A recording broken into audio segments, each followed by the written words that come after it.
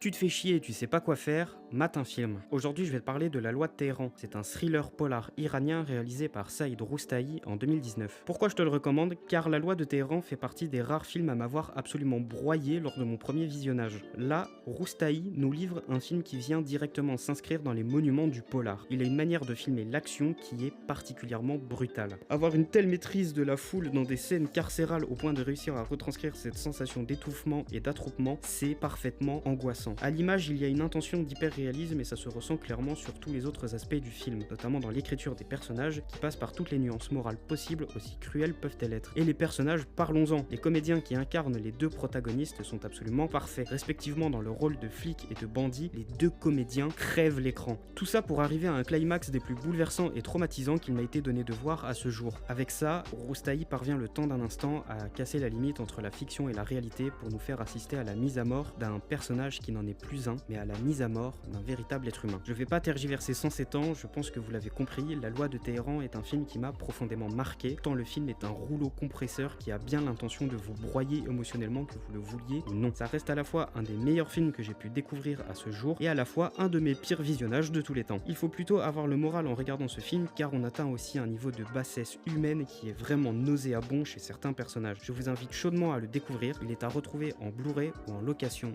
et achat de VOD.